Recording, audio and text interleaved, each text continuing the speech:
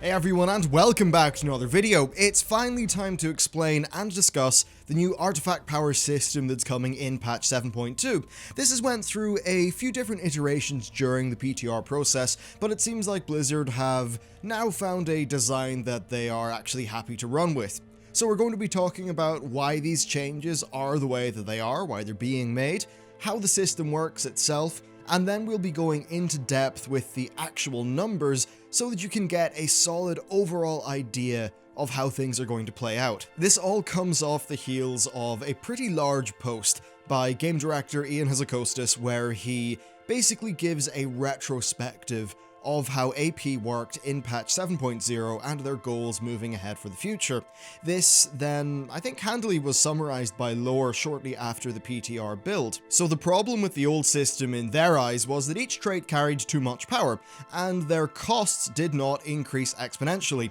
This basically meant that a player who did twice as much farming would have a artifact that was, or would have twice as many traits, basically. This led to a significant gap in player power based on the amount of time invested into that system, which they saw, I think rightly, as quite a large issue for the game.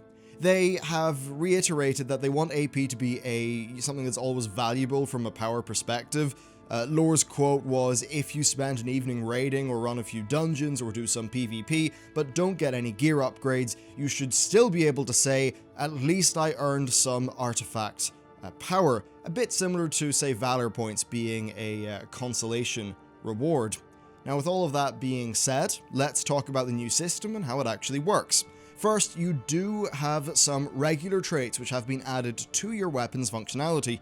What I think matters more, though, is the Paragon trait. It's, the one with 50 ranks. Well, it's got 50 ranks in this, had 20 ranks in 7.0.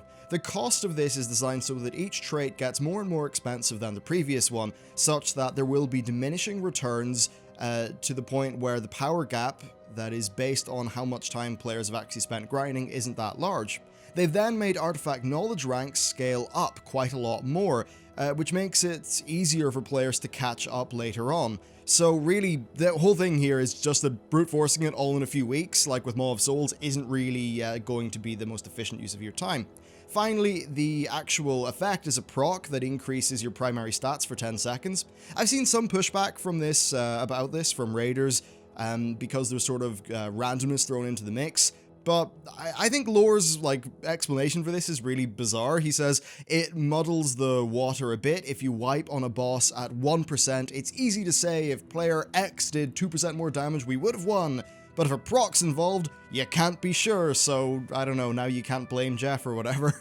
That's a bit of a shortening of Lore's point, but frankly I feel like it's a bit of a non-point that's perhaps going to draw a bit more criticism from its intended audience. Now he then did go on to say, I think, a very good thing about procs, in that skilled players can track procs and modify their gameplay appropriately so they can squeeze more DPS out of that kind of high value window.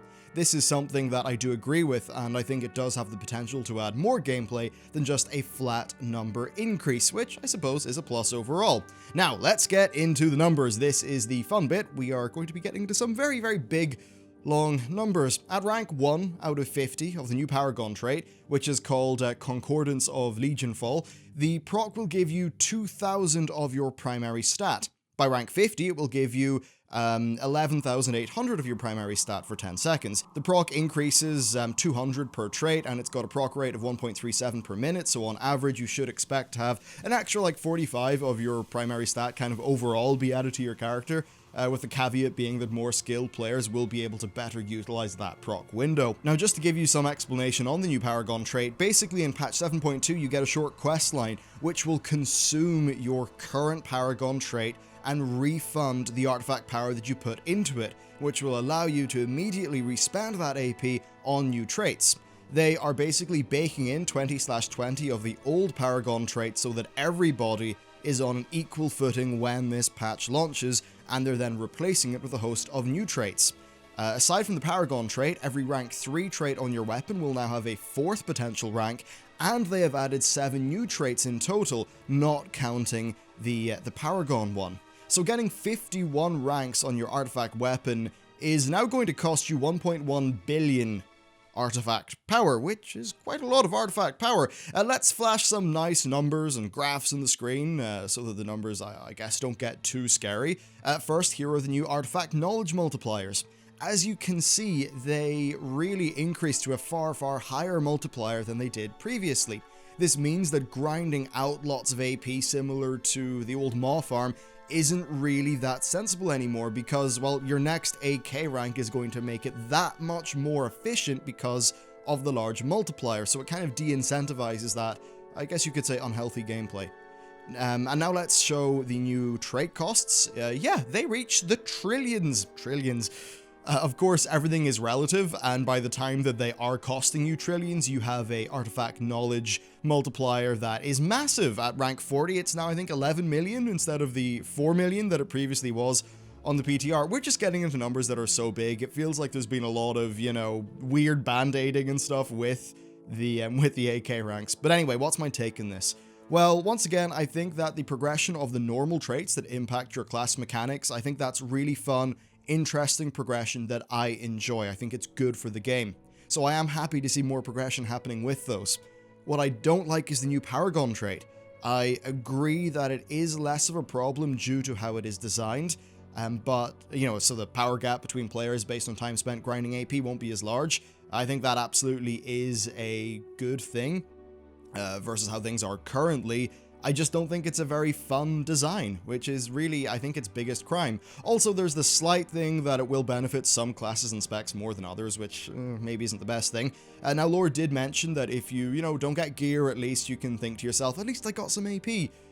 Well, with the Paragon trait, I don't think that actually feels like a good consolation reward. I suppose overall, I'm just not really concerned about the idea of finishing this weapon with all the, you know, the endless traits and stuff. Personally, I'd rather just reach my goal of, you know, finishing a weapon, having that be a reasonable goal, and just being satisfied in the fact that I've done that, rather than feeling like I'm playing some uphill battle. Of course, this whole, you know, the problem is reduced in comparison to 7.0, which again, I do think is a good thing.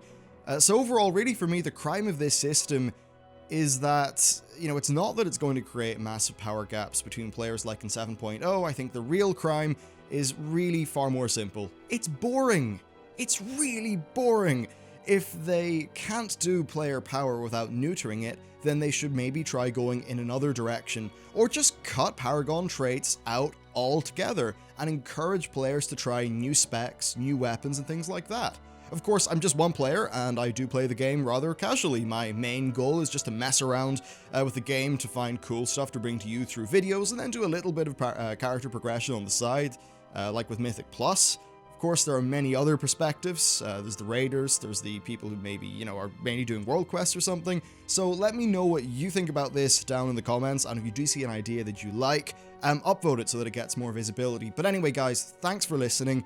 That's it for the video, and I'll see you next time.